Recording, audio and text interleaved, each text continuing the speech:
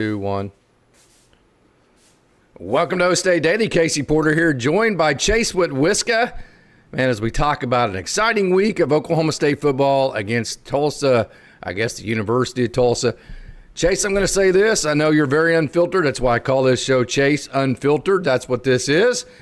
Whether you like that or not, it is an unfiltered show, and Chase Whitwiska joins. I'm going to lead it off with this.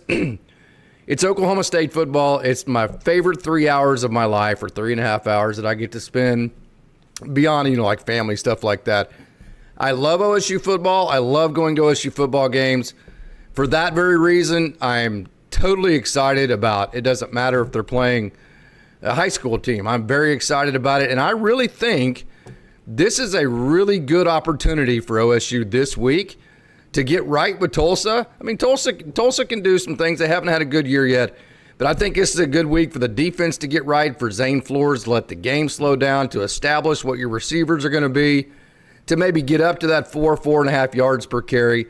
I think this is a big opportunity for Coach Gundy, the new coaches, Zane, the defense, and everything. Am I too Pollyannish, too positive here? No, I don't think so. I think that. Ooh, that's a new mic, brother. That sounds good. I like that. I think, I had to bring it out of the box, but no, I think that it's a good chance for them to get back on track. There's been a lot of, even myself, a lot of overreacting with how the week of Oregon went, and. Go ahead. What do you want? I'm just saying, I'm always the guiltiest of overreacting. I'm too big of a diehard. Yeah. Well, I mean, I eventually settled down, but it was. I mean, it was still, nonetheless, it was embarrassing what happened. But at the same time, you're 2 weeks into the season. The bye week came super early, but I think it came at a good time, to be honest with you, because that's a hard thing to kind of stomach, and then just turn the page and play the next week. So they've had some time to get over it, I guess. And honestly, I mean, it's like the start of a new season, in my opinion. You start out with Tulsa, and then you get right into Big 12 play. So it's a good start. It's a good time. It was a good time for the bye week, and it's a good time for them to get back on track. Let's say a couple things about Zane Flores. I think probably he runs a lot better than what Oklahoma State fans are giving him credit for, because I think they were more than likely comparing him, to Haas Haney, who is not just a good runner, Chase. Haas Haney is an elite. He has elite foot speed, not good foot speed. Haas Haney is going to be one of the fastest quarterbacks in all of college football when he comes back, if he's fully healthy. So I think, you're comparing him to Haas Haney, who is an elite runner. And then also you're comparing him to Oregon, who has elite speed. So I think there's probably a pretty good chance that Zane Flores can run the ball quite a bit better than what we're thinking, just because of what we've been compared him to, which is an elite quarterback with speed and elite speed overall as a team. Yeah, I mean, that's fair. But at the same time, it's how much will they use him? Because they don't have anything behind him. They just went and got another quarterback that threw for 4,000 yards in North Alabama. Yeah, I did see that. And Sam Jackson Jr. could run read option if they needed to. You can't play like that. You have to go balls to the wall against Tulsa, I think.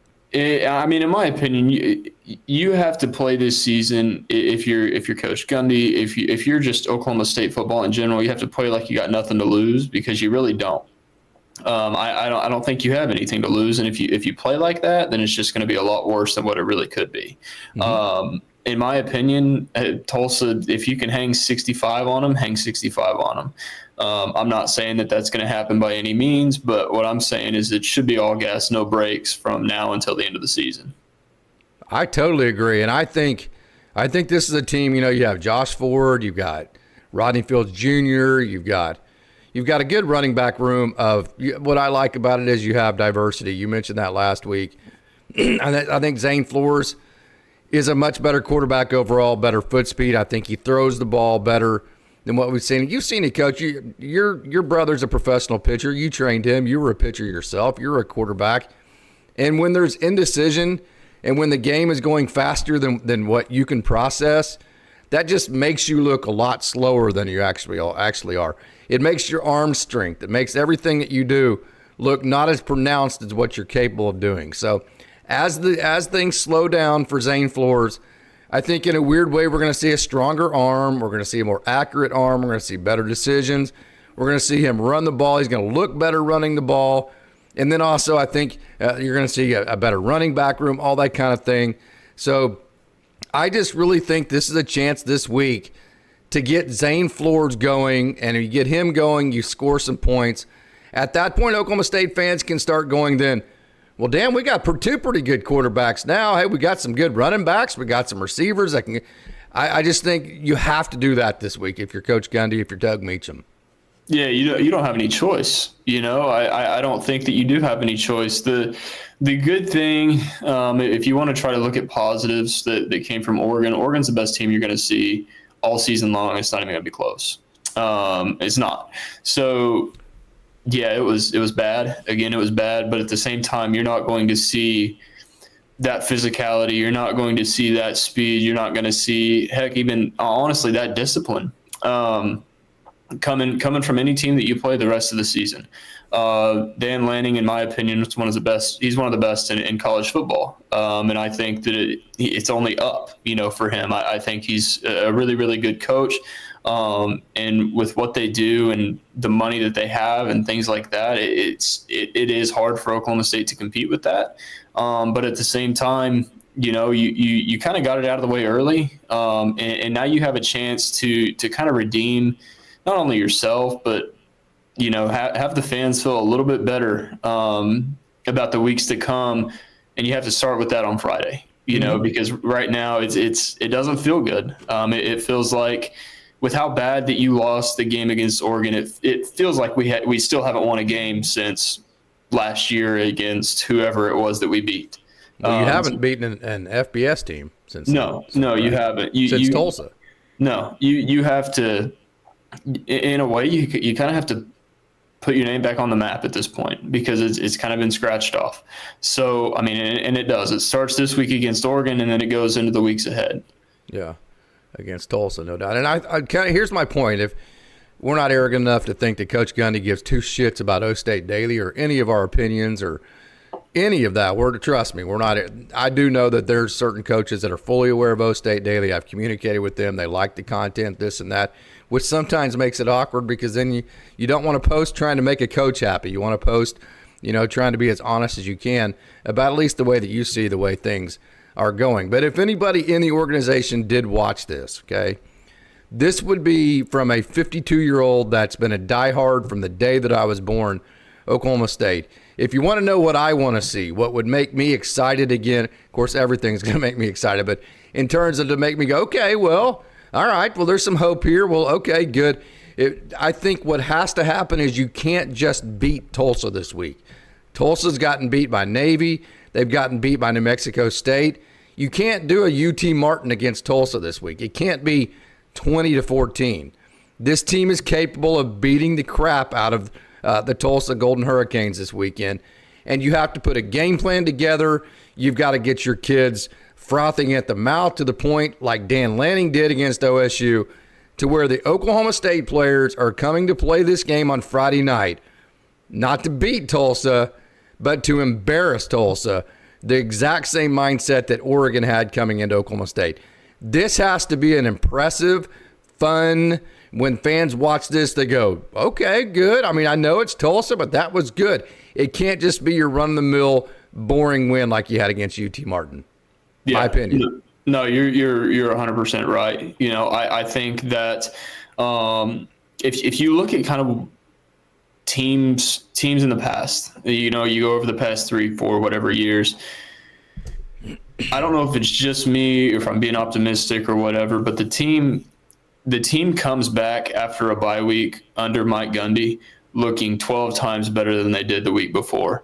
And I believe it was BYU was the week prior, BYU was the week after a bye week last year. I could be wrong, but that was the best that I saw.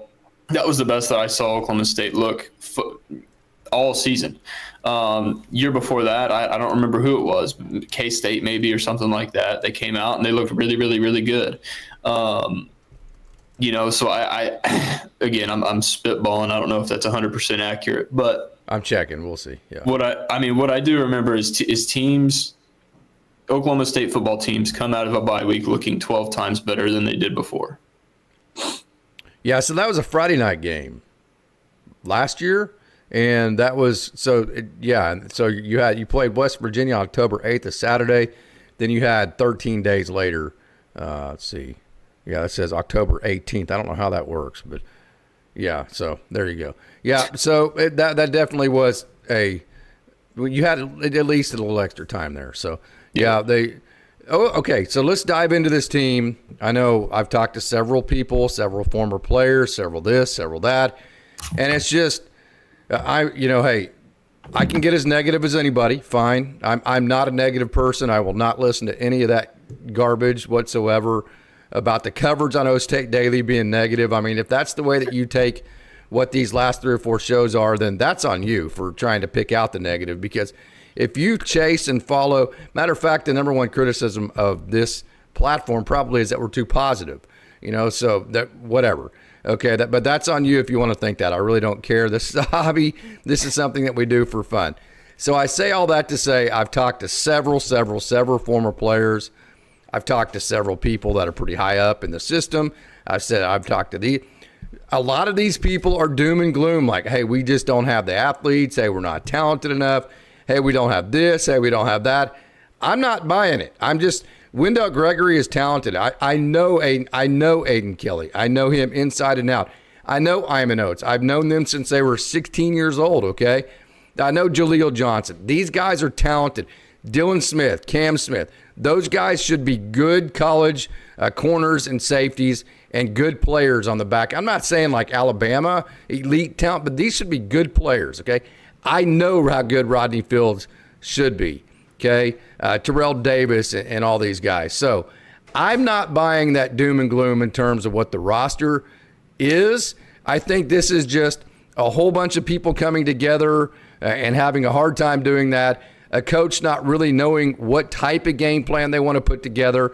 How aggressive do you want to be versus how conservative you want to be, versus then also losing the quarterback QB1 right off the bat, and then also combined with the fact that you played maybe the best team in the country on the road who is really wanting to kick your ass.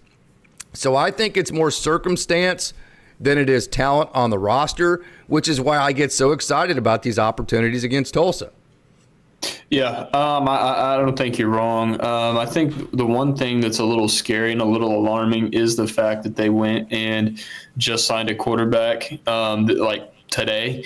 And the reason I say that is because in my mind, that means you're not going to see Haas Haney for a while. And I think that's a little scary because he only put on, a quarter of a performance or whatever it was, but he looked really good, in my opinion. Looked really, really good. So I don't think that. I just think it means that they need to be able to use Zane in the way that they want to use him without worried about getting him hurt. I don't think it has anything to do with Haas Haney. I could be wrong. That's where my mind went. I have no idea. I don't have. So when Haney went down and they started using Zane Flores, what was your first thought? Oh, well, we can't what? Oh, we can't get him hurt. So I think that's what this North Alabama quarterback is. He solves that. He answers that question. You can go balls to the wall with Zane now because you have a legitimate Division I, or not Division I, but you have a quarterback that has at least completed a lot of passes and thrown for a lot of yards in college. So I think this is about letting the leash off of Zane Flores more than it is Haas Haney. They're going to have to. I mean, yes, correct. Yeah, and if they don't approach it like that, then you're thinking, oh crap, when are we going to see Haas Haney next? Or whatever. I have no idea what's going to come of it. I don't know if we'll ever even see him on a game day. I have no clue. But I think that there is that was my concern when I saw the signing of the quarterback. Was like, crap, does that mean he's going to be out for a while? Or it could be the complete opposite. Maybe he's healthy before he's supposed to be. Heck, I don't know. But I do think if we're talking about Haas Haney, he has what it is really hard to defend, and that is speed. You can't defend speed, especially at the quarterback position, because you're having to worry about two run threats, and if you have an RPO, you also have to worry about a receiver. that's 3 different reads that the defense has to have perfect alignment on or whatever, perfect fits on. And if they don't, they're going to get gashed one way or another. So I think that's when you lose Haas Haney, and then you have a Zane Flores who and nobody's going to say that he runs as well as Haas Haney. I don't think there's another quarterback in the country that. But I also don't want to say that he's a bad runner just because he's not Haas Haney, right? No, I mean I don't think he's bad. I think there's just it doesn't look as natural. Of course. And it doesn't. And I'm saying it's not close. There's several. There's several things that make me think that. But his running ability, that and Zane Flores, does not look at. He doesn't look as comfortable doing it as a lot of other what you would say dual threat quarterbacks are. Yeah. But he's not a dual threat quarterback in my opinion. He's kind of I think he's more of a pocket passer. He's Mason Rudolph. He can scramble around long enough to buy time for the receivers to get open and then occasionally flush it out and go get a first down for 6 yards. That's what I think he is. Yeah, if he needs to, And here's the other thing too: is that there was a lot of talk about the offensive line. There's a lot of talk about the defensive line, the defensive alignments, and things like that. Going back to it, you just played one of the best they're one of the best teams in the country. And Oklahoma State is not one of the best teams in the country, not even close. And so it's hard to. I think it's hard as fans to look at that game and fully understand where we're at because 2 years ago you're competing for a Big 12 championship. 3 years ago, whatever it was, you're beating Notre Dame in the Fiesta Bowl. You were one of the top teams in the country, and it fell off so quickly that I think that's where a lot of my frustration came from.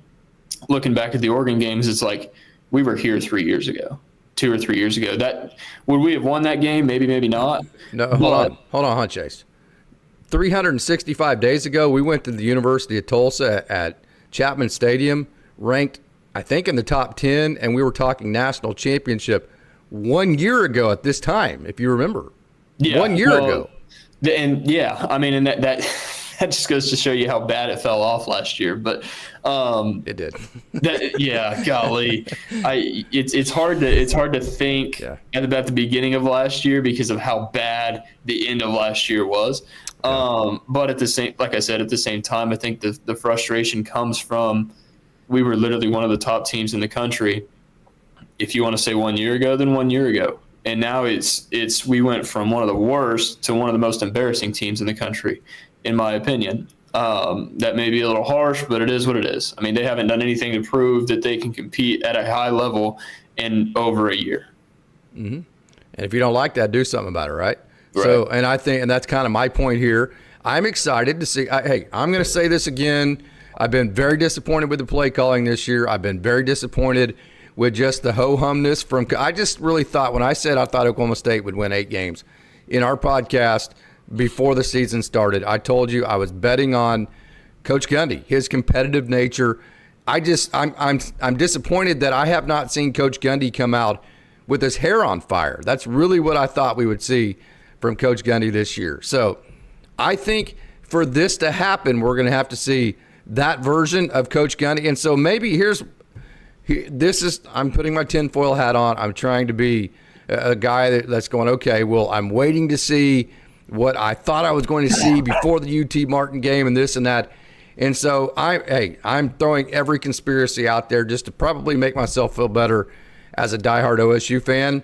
So what if this is a coaches have to be calculated. Like if you go and you just yell at a kid or your team after every game, after about the second or third time you do that, the kids are like, you know what, screw you, coach. I ain't listening to that shit, right? I mean, they tune out.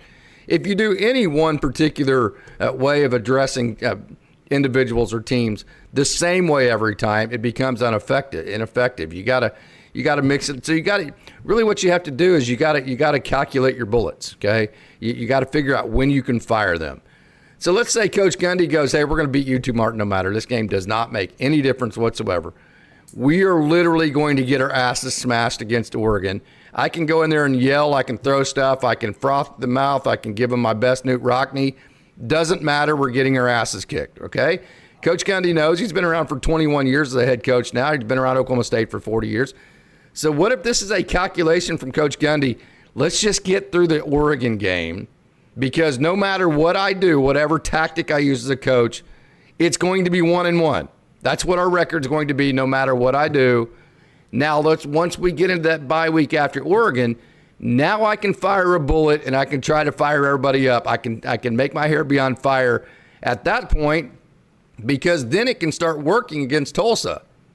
It's a lot of conspiracy there, Chase, but I can tell you coaches think like that.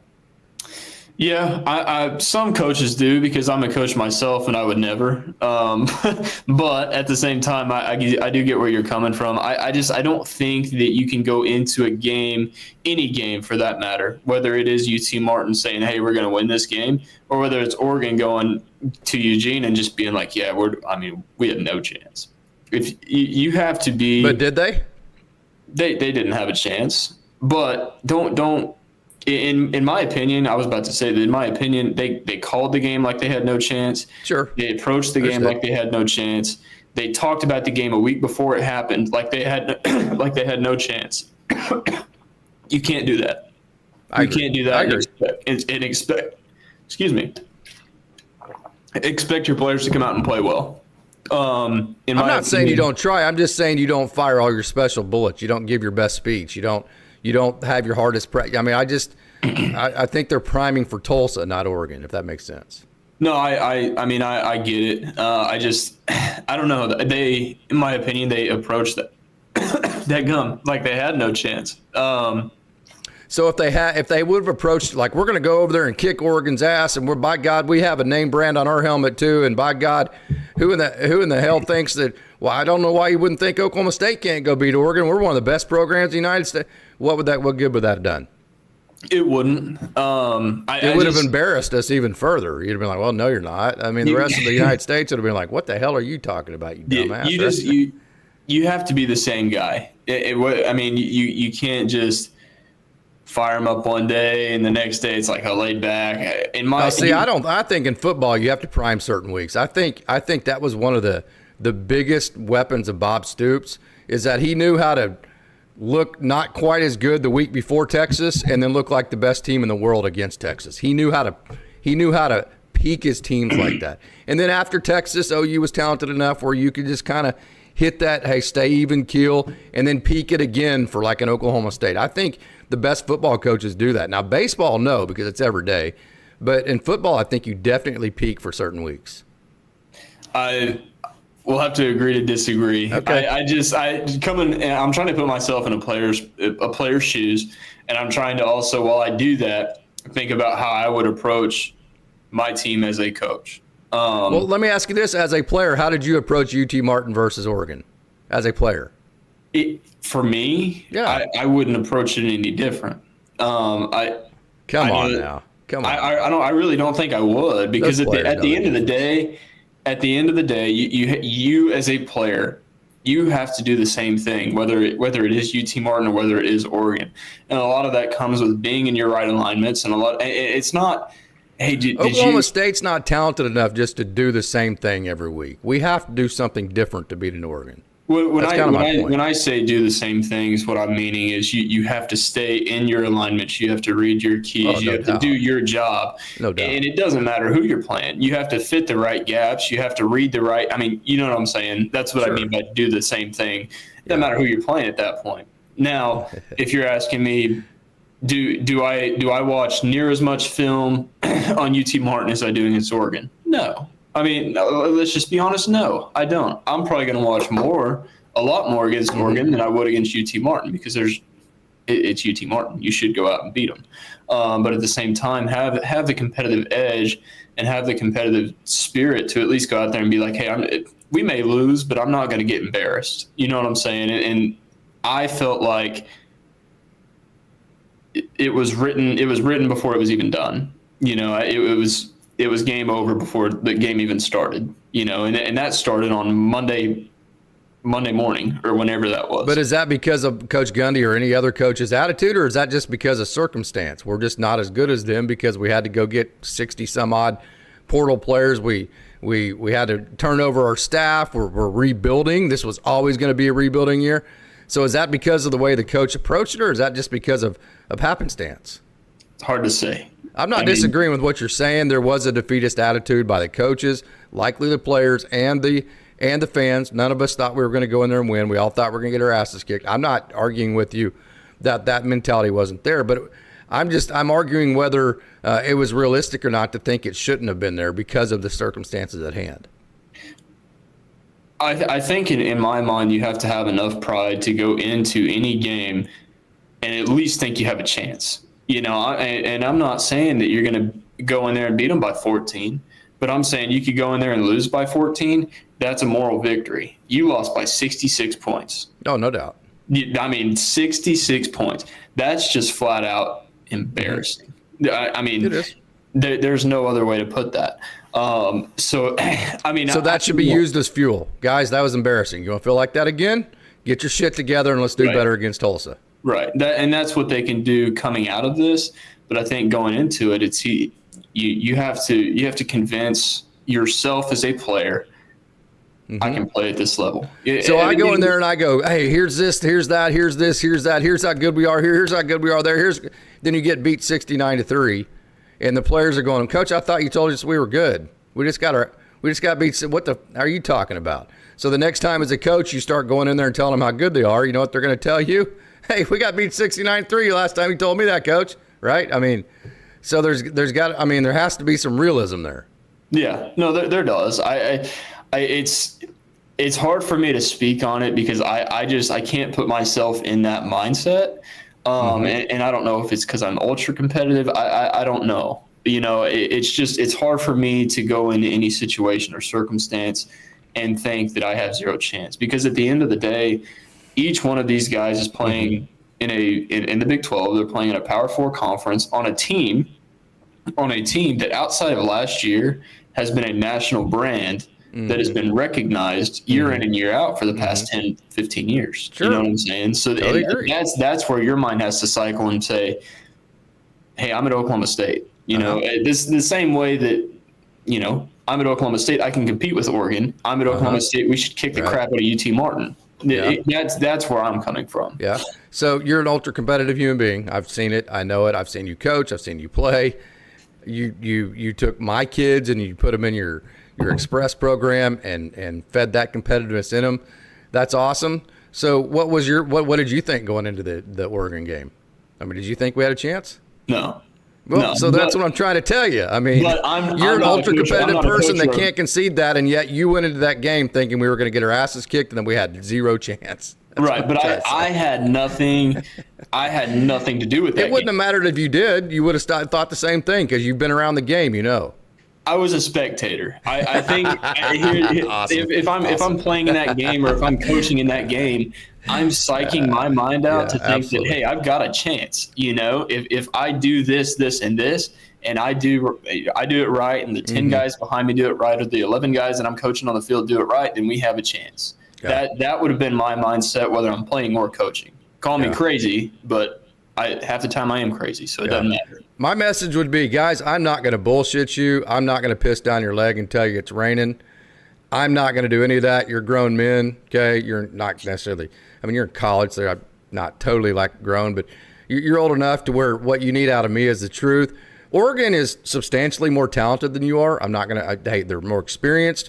So they are substantially a better team than we are right now. So what you have a chance to do, guys, is go in and prove to everybody who's doubting you that just how much closer you are to Oregon than people think you are, if not exactly equal with them. So I wouldn't bullshit them.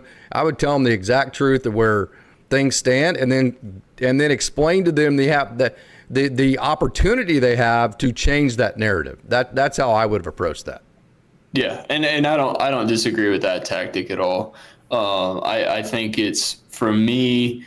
I always go into what's going to work for me. You know, what is going to work for me.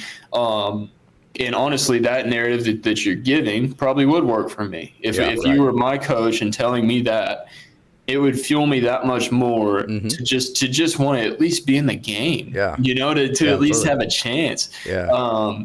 It felt, and again, as a spectator, I'm sure as a player, as a coach, when they score twice in their first 3 plays, it's over. It's over. There's no ifs, ands, Well, the scoreboard's over, but the process isn't over. You're only in the second game. There's still a lot to get done. I mean, a lot to get done for this Oklahoma State team. That's the worst part of that is it doesn't feel like even after that. That's my point with you. As a coach, I'm 52, you're younger, so you're a little bit more scoreboard oriented. At that point, I'm immediately going to, hey, chances are we're not going to win, right? But there's a lot of games inside this game that don't apply to the scoreboard at this point. Let's win all those games. Let's get better in the running game. Let's get the game to slow down for Zane. Let's learn how to fit defensively. I think that's kind of where Coach Gundy was talking about, how they were too complicated, because even when the scoreboard got away from them, which was like in the first minute and a half of the game, that their schemes were such to where they were still trying to win the scoreboard instead of trying to win the every down, let's just get better aspect of things. Does it make sense? Yeah. I mean, I don't know. I don't know. I just, why do you, I understand why. This is more of a rhetorical question. Mm-hmm. Why do you go away from what you do? Yeah. Just because of your opponent? Yeah. You know, if you're good enough at what you do, you're at least going to prove something, whether that be to yourself or the media or the people in the stands. You're going to prove something.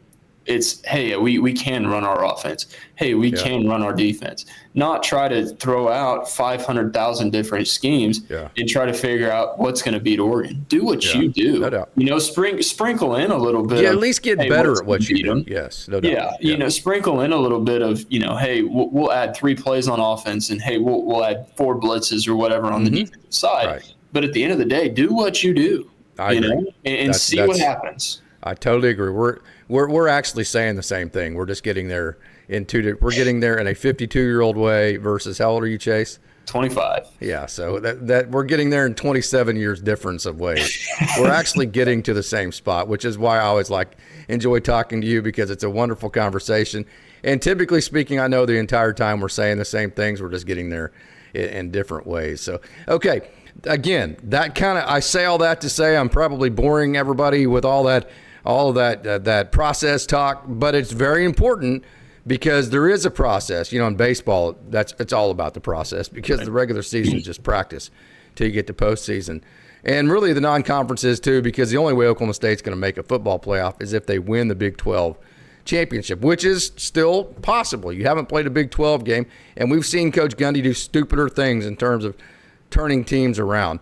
And so I say that to say, this is the opportunity where I would take as a head coach and say, guys, nobody on earth, including your own girlfriend, thinks that you guys are worth a shit. Trust me. Now, she's not going to say it to your face, but whenever somebody says it in class, she's going to defend you. But in the black dot in the back of her mind, she's going to go, yeah, they do suck. Okay?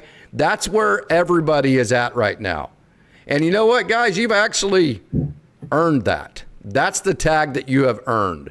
Now, whether you like that or not, I don't give a shit, because that's a fact. That's where everybody is at. They think that this team sucks. They think this team right here is one of the worst teams in the United States of America. And again, that includes your mom, that includes your dad, that includes your girlfriend, that includes them all. If they got drunk and you put a truth serum in them, that would come out of them right now, okay?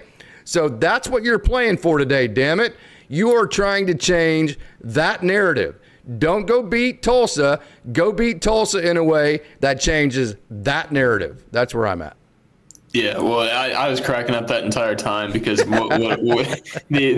perspective that I put myself in is I'm sitting there on a knee listening to my coach say those exact things, and I'm probably like sitting there like, yeah, you're not wrong, because in my mind I think we suck. You know what I'm saying? So it was kind of funny, but no, I mean, I don't know what other things that you could say or do to fuel a team outside of, hey, do you remember when we went to Eugene?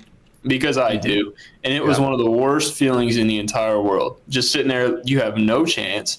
You have 0 people that are thinking that you're worth anything at this point.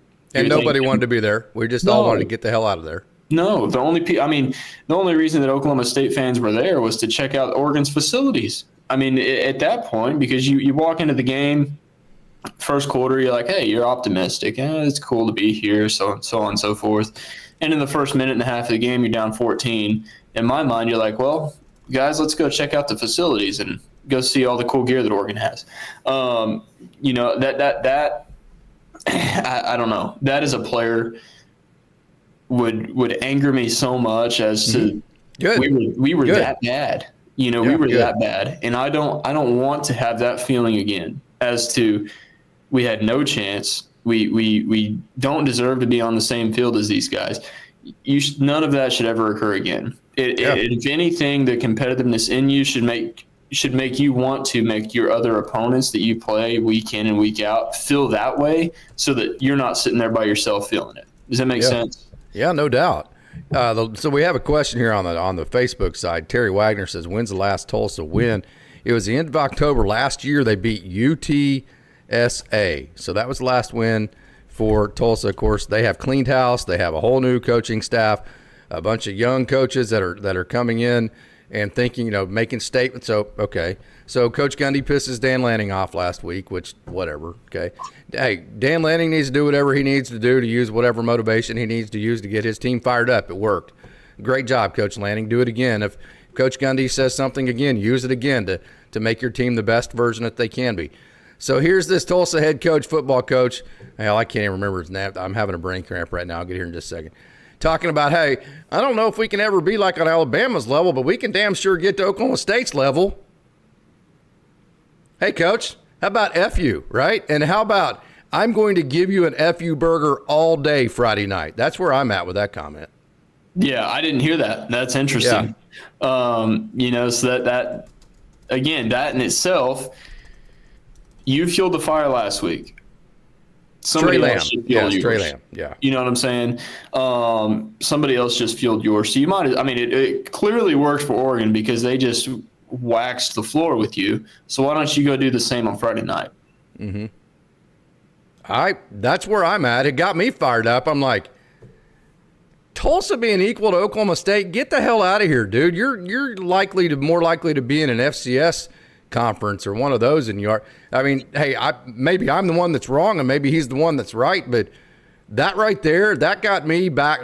Honestly, that comment got me out of, man, we suck. We got our asses killed. It got me out of that into, F these guys. Yeah. Man, screw that. I mean, screw that. Let's just beat the ever-loving shit out of Tulsa every single play that we have. And let's go prove to Trey Lamb that he's full of shit. That's the mode that got me into. So I'm even just beyond the fact that this is a chance for Oklahoma State to get back into that, to make a statement to everybody that, hey, there is hope. Because really, you know what you're doing as a coach. You're either selling success, right? Like, hey, I have this resume, come play for me. And because we've always been this good when I've been the coach.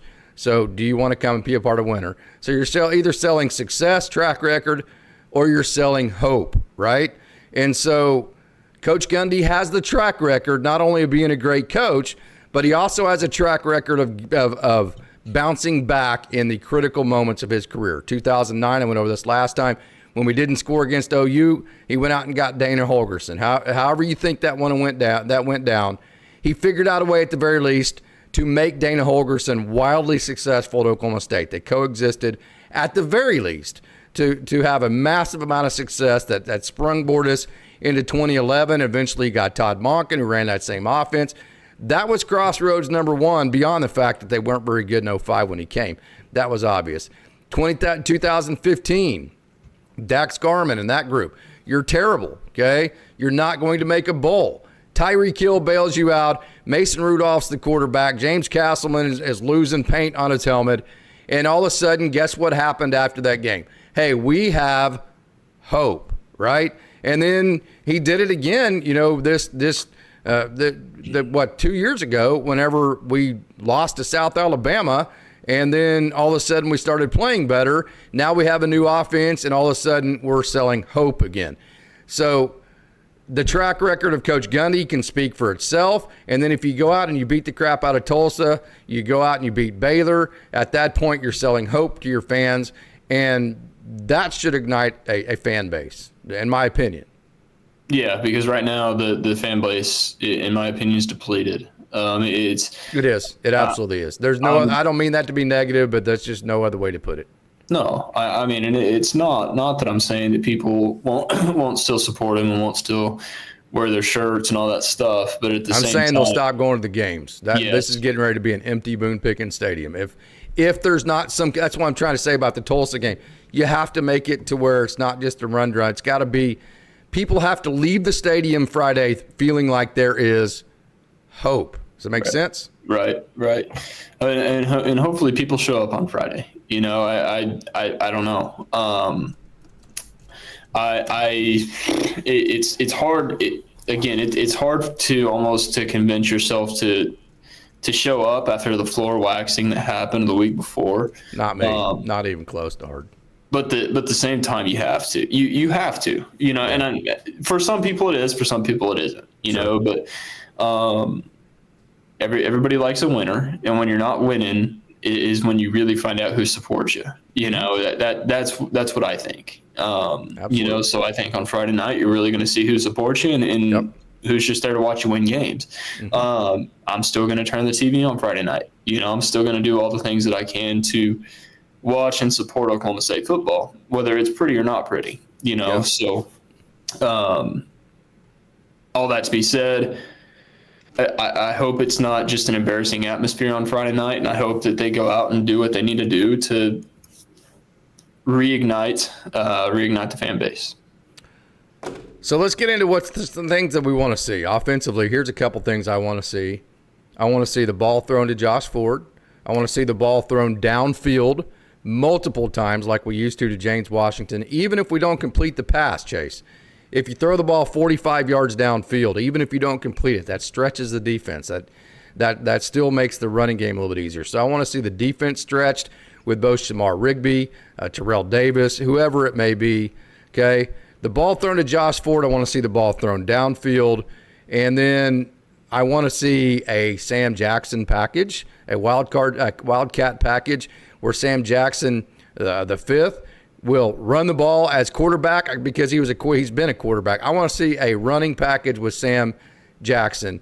And then I obviously want to see the Oklahoma State Cowboys run the ball for 4 yards of carry.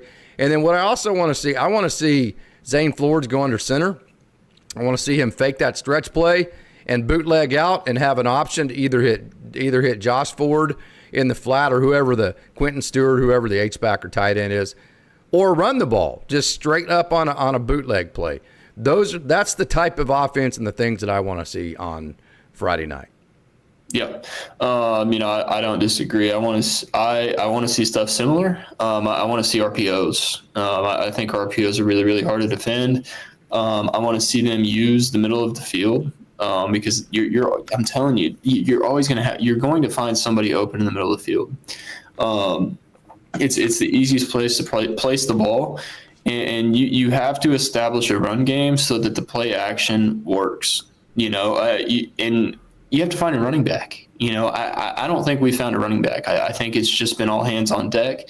I would like to find a running back this game and say, hey, we can at least count on this guy to be our starter and get 50 to 60% of the carries at a minimum, and then everybody else gets a share, but there's got to be some kind of consistency. You've got to find that stuff, and you've got to find it before conference play, because if you go into conference play still experimenting, it ain't gonna be pretty. You've got to figure out who you are, you got to figure out who you got, and you got to do it quickly, in my opinion. And you do all of that against Tulsa when you should beat the brakes off of them. In terms of just the run game, what I want to see is I want to see Trent Howland get about 15 to 16 carries. Boom, boom, boom, boom, boom. And then after you've worn down that Tulsa defense, hand the ball to Rodney Fields or Sesi Valahi or one of the other guys, little quick guys, because once you've worn that defense down, then you hand it to a quick guy. Now they are making everybody miss, which we know in this zone scheme, the running back has to make that one guy miss because there's going to be one guy that's unblocked all the time. So I want to see this run game predicated on Trent Howland wearing the defense down. Then once he has him worn down, give it to your little backs and let them juke and make guys miss. So I want to see it from that perspective. Okay, on the defensive side, I want to see Aiden Kelly, Iman Oates, Jaleel Johnson, Wendell Gregory, Brian McCoy, Brandon Rawls. I want to see those guys completely dominate Tulsa's offensive line. I don't mean like just beat them. I mean like just can dominate their ass. That's what, because maybe I'm too high on this defensive front. I just think they're capable. These guys are good players. They are. They've got to win the front seven. They've got to win the front decisively. Seven. Yes, and it shouldn't even be close because you're going into a situation against Tulsa to where you athletically you have the upper hand. Size-wise, I'm sure you have the upper hand. Financially, you have the upper hand. Yeah, you have the upper hand in every single which way possible. Why shouldn't you just go out there and dominate them? Why shouldn't you? Because if you don't, then that's when things get alarming. That's when things are, if you win this game 24-10, I don't think that's enough. No, it's not. It's absolutely not. It's not even close to enough. Again, it's not close enough to give Oklahoma State fans, here's the theme, it's not good enough to get fans who go to the game, I don't know how many's going to go, that are leaving or watch it on TV, to when they're done watching to go, okay, well, there is some hope, right? That's all we can sell right now is hope for that this thing's going to get better. What score in your mind do you have to get that? Anything 28 points or above. It's got to get to 28. It's got to be 42-14, 45-20. That's not 28 points. I'm not very smart. People who, if you're watching and you know me, you know I'm not very smart. But 48-20, there you go. 25, 28 points and above. And preferably, just kind of, it's like one of those deals, it's kind of like life, I mean, the days are long and the years are short, and it just seems like it goes faster the older you get. The younger years of your life seem like they take forever, and then as you get older, it seems like every single year goes faster and faster and faster. That's what I want the scoreboard to look like on Saturday, like it happened against OSU. Once you get up about 28, 35 points and the other team's going, we ain't winning this game. But you know what? We've got so-and-so Tech next week that we can win, that we can beat. So let's just kind of go in our shell and let's make sure that we can win next week, right? Once you get into that, the other team into that mode, then that thing can start unwinding and end up being 69-3 instead of 48-3. That's what I want to see. I want to see an Oklahoma State team that takes the will out of Tulsa, and by about somewhere in the second or third quarter, I want to see the Tulsa players coming off the field with the looks on their face going, we are going to get our asses kicked tonight. That's what I want to see. Yeah, and it needs to happen quick. Yes. Quick, fast, and in a hurry. Just put them out of their misery early. Don't give them any hope or chance or feeling that, hey, we might be able to hang with these guys. Don't do it. Don't do it. I don't care if you keep your starters in from the first snap to the last and you're up by Zane needs to play every snap. I'm sorry. He needs every rep. I don't care. Like I said, you got to score as many points as possible and prevent the other team from scoring any points. And I'm not saying, I'm not expecting them to hold them to zero or anything like that, but hold them to a minimum, minimize their opportunities. The other thing that I think that has to be good and has to be better are special teams. Special teams are so far overlooked. You can find a lot of good things on special teams, and special teams can also ignite a team, whether that be with a big hit on a kickoff, a big kickoff return, a big punt return, anything like that. That kickstarts what people don't really, if you haven't played and you haven't experienced it and you don't really understand, but a big hit on a kickoff or a big time kickoff return, that just, especially at the beginning of the game or beginning of a quarter, it's like, yeah, we're going to run these guys. You know what I'm saying? It's like a big dunk. It's only worth 2 points, but it's actually worth more than 2 points because it gets everybody going, right? Right. Yeah. I mean, you have the sideline going nuts because you just ripped off 65. Good point. Or you just knocked a dude's helmet off and maybe you didn't force a fumble or anything, but the dude's you can tell he didn't want to get hit like that again. You know what I'm saying? And neither does anybody else on his team. Like, right. Right. Keith Burns used to do that to people in the 80s. That's a little past your time. Or 90s. Keith Burns would knock the piss out of somebody. It was great. Yeah, you have to set the tone on special teams just as much as you do on offense or defense. Yeah, I agree. So, hey, maybe I'm a little bit too optimistic about the talent on this roster. I don't make it sound however it sounds, but I've been around the game my whole life. You know, Chase, I told you your brother was going to get drafted about 30 seconds into watching the first video I ever saw of him pitch, correct? Yes. Okay, and so I think I know what I'm seeing. I think I know in terms of talent that this is a inexperienced young team that's still trying to figure out how to gain confidence, but that really on the hoof, from a physical perspective, is really good enough to compete with some of the better teams in the Big 12 and is damn sure good enough to beat the shit out of Tulsa. I've convinced myself of that. Maybe that's the diehard in me. But I just know how good Rodney Fields is. I know how good Josh Ford is. I don't know how good the offensive line is. I don't know any of that. But I know that Zane Flores is better than he is. Wendell Gregory and Brandon Rawls and Jaleel, I've said it. I'm kind of repeating myself. But I just don't think I'm wrong that there is way more talent on this roster than has been given credit for. And there's enough talent on this roster to make this season fun and successful starting Friday. I don't think you're too optimistic. So you know who that holds accountable? Coach Gundy, okay? Coach Gundy, that's my comment to you is I think you brought enough good players in here to beat the brakes off of Tulsa. I think you brought enough good players in here to be competitive in the Big 12, had some fun games, have a successful season. Now go do it, man. Go lead us into the next decade of excellence. Go give us hope, Coach Gundy. Well, let's leave this game having hope that you are the guy to turn this around, which nobody has that hope right now.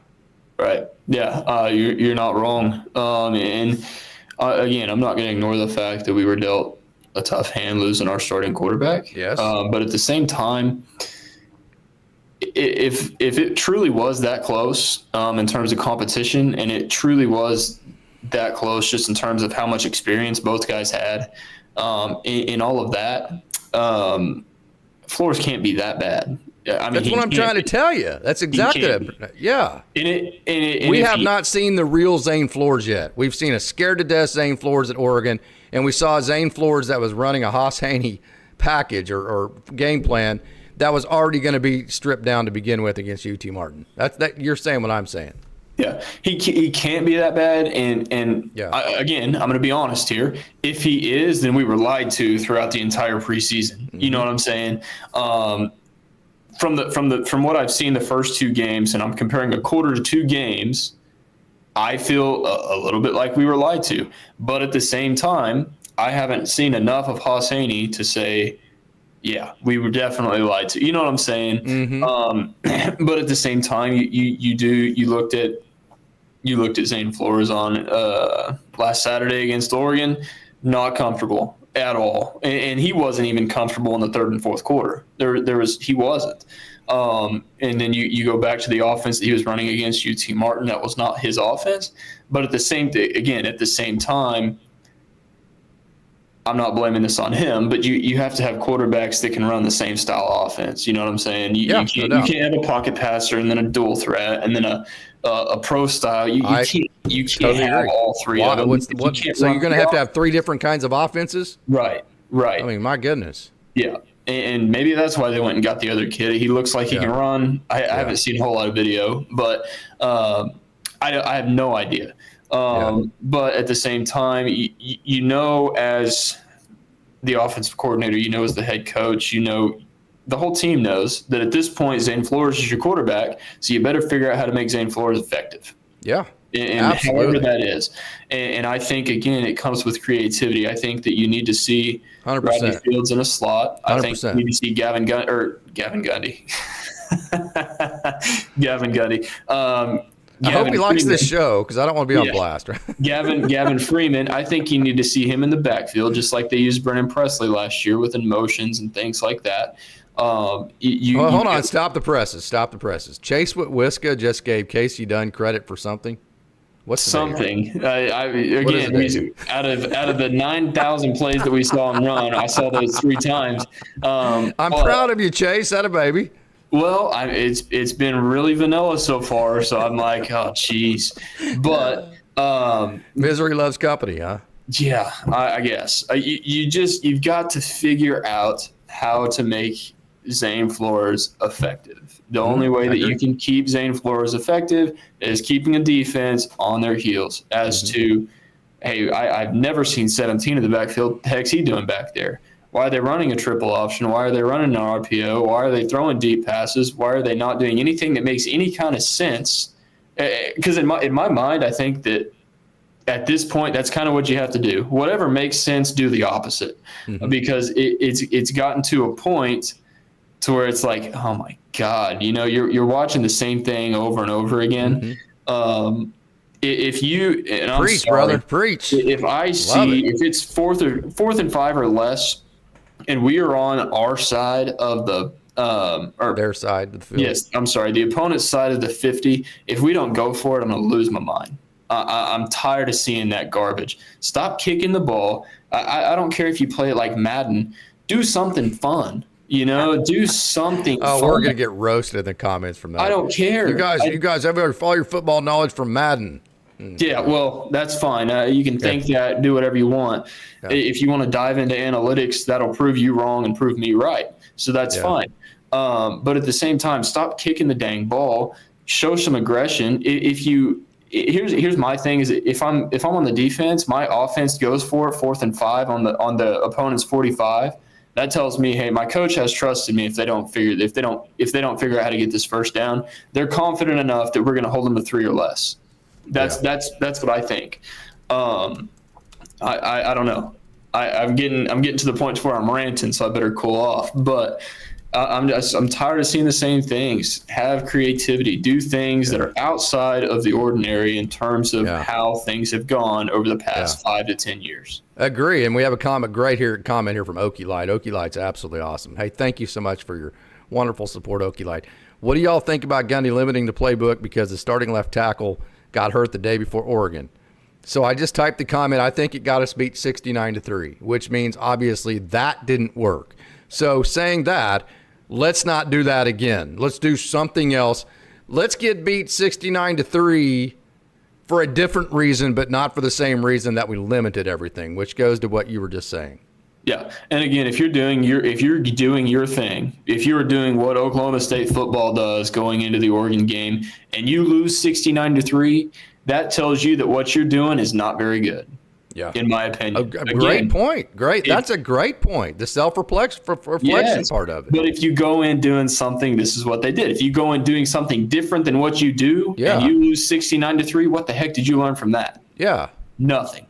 So it's like you have a good fastball and you throw a cutter and it hangs and you give up a game-winning home run and you're like, I didn't even get freaking beat with the best pitch that I have. I'm not ever doing that again, right? Especially this early in the season, do what you do, and if you get the brakes beat off of you, knowing that you have a bye week the next week, you better start figuring out, hey, we've got to change what we do as opposed to, we did something that's not really like us and we got our butt kicked. How good are we? We don't know. So if you go into Tulsa, again, not doing what you do or doing what you do and it not working, then you are in a much worse place. Then the coach needs to be fired because they're not putting good plans together. If you are doing what you're doing and it's not working, who is that on? That's on your coaches. 100%, Chase. 100. And I say that unequivocally. That is not throwing anybody under the bus. I say that as a coach myself. Because you know me, Chase. You have seen me in action. We have coached together.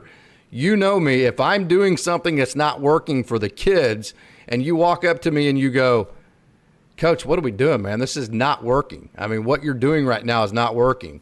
And you know I'm going to look at you and I'm going to go, okay, then give me a solution. My first response to you is going to be, we all know it's not working, Chase. We can see that, okay? So what I don't want is criticism without a solution. Don't come to me unless you have a solution. So I say that to say, what is it that you would rather do? Which is why on these shows, I like to suggest I want to see the waggle to the tight end off the stretch play. I want to see the ball thrown deep 4 or 5 times just to loosen things up. I want to see 2 backs. I want to see a package from Sam Jackson the fifth. I want to see all those things, because at that point, I'm not bitching. I'm actually trying to give you what my opinion of some of the solutions could be. Does that make sense? Yes. Sorry, I'm typing something. Absolutely. Which means nothing, because I'm just a dumbass, and trust me, I know that in terms of football. But kind of what I'm trying to say is, I'm not trying to sit here and bitch. What I'm trying to tell you is, here are some things that I think that we could do with the talent that we have that would work. Yeah. Well, and here's the other thing that I'm gonna kind of piggyback off of what I said just now. Not doing what Oklahoma State does. Who the heck is Doug Meacham, man? We don't. In my opinion, we don't know. I do. We know his offense back and forward. If you follow him. What is he? He's a stretch power read, zone read, play the RPO off the zone read. But he hasn't shown it. And your quarterback runs the ball. But he did with Haas Haney. Those first 2 drives. Just go back and look at the X's and O's of the first 2 drives with Haas Haney. It was unstoppable. It was like UT Martin went down the chain, the checklist. We stopped this, we stopped that, we stopped this, we stopped that. It didn't matter. Once you stopped it all, Haney was out the back door, and you could tell it was programmed and pre-programmed into the play as far as what the outlet was. If you watch the first 2 drives of Oklahoma State against UT Martin, it wasn't just the fact that Haas Haney was good. Those plays had about 3 different prongs, and then when the third prong was covered because UT Martin covered the first 3 prongs, there was then an outlet for Haas Haney to beat the defense by himself. Those were extremely well X and O drives. They weren't just Haas Haney running out there or running around. Those were drives that, if you analyze it, you would be very excited about what Coach Meacham can do with a mobile quarterback. I'm not discrediting that. What I'm saying is, who is he without Haas Haney? I don't think we know. He's an offensive coordinator that has a freshman that's never played a down of college football. That's an entirely different type of player than what Haas Haney is, who had to go to Oregon and play underneath a head coach that's screaming in your ear that we're too complicated. That's who Coach Meacham has been. Yeah, and what I was getting to was, I think what we're going to find out who Doug Meacham is this week. Good point. As a coach, as a whole, without a mobile quarterback, without something that he's used to having, how good is he? You know what I'm saying? That's kind of at making adjustments. That's kind of the meat and potatoes of what I was getting to. Who is he without Haas Haney? I'm excited to see it, and But who is any offensive coordinator without a good quarterback? Right. So, well, you're not anything without a quarterback, and that's why I harp on quarterbacks, and I'm allowed to do it because I played it. But you have to have a quarterback. If your quarterback sucks, it is the highlight of your offense of, hey, that guy's really bad, so this offense is going to be really bad. This offensive coordinator is going to be really bad. And that's the issue that you had the past 2 years with Bowman. But you have a moratorium on that name, Chase. I'm sorry, I had to. The first year they got bailed out because Ollie Gordon was a freak. They changed their offensive scheme too. That tricked people. Yeah, I think that, is he dealt a tough hand? Yes. How good a coach is he to make adjustments to what he's not really used to? And if Zane Flores isn't your quarterback and isn't the guy to run your offense, then you better give the guy from North Alabama a chance and see what he can do. You know, and I'm not by any means am I saying wipe your hands clean of Zane Flores, but what I'm saying is, if you still have a lackluster offense with him at the helm of your at the quarterback position, then you better make a dadgum adjustment, because I don't want to see the cycle repeat over and over and over again. Which is why I suggested having a wildcat package for Sam Jackson the fifth. He's played quarterback. He can throw the ball. That's exactly why I said that. That exact point that you're making right there. So, hey, man, if you can't hear, my Dodgers dogs in the background about to lose their mind. And to be honest with you, I like looking at my beautiful bride of 26 years way more than I like looking at you anyways, Chase, right? So, final thoughts here. We got to get out of here. I kid. Well, no, actually, I'm not kidding there. That actually was as honest as I possibly could be. So, because this is our unfiltered show, right? So, hey, final thoughts here, man. This has been a lot of fun. No, I think that you're really going to find out who Doug Meacham is on Friday. You're going to find out who is actually behind Oklahoma State football in terms of your fans on Friday. You're going to find out what, in my opinion, what the rest of the season is going to look like on Friday. And call me crazy, I don't know, but you haven't established an identity. You better establish an identity on Friday as to, hey, we're going to do this, this, and this, and we're going to do what we do. We're going to be good at it. If you beat us doing what we do, then good for you. Because that's going to give Oklahoma State fans, I'm going to say it again, it's going to give everybody hope. That's what you have to sell this Friday. That's where I'm at. Chase, great job. Thanks, man. Yep, see ya. Hey, thanks to all you fans that were out there and tuned into this show. We're going to do these live shows whenever Chase and I have time to do it. Hopefully Sunday nights, maybe some Wednesday nights, that kind of thing, when we both don't have our night jobs that we work going on. So just the biggest thing is turn your notifications on so when we go live, you'll be able to catch that. So great job, Chase. Thank you to all you wonderful Oklahoma State fans out there, and go Pokes.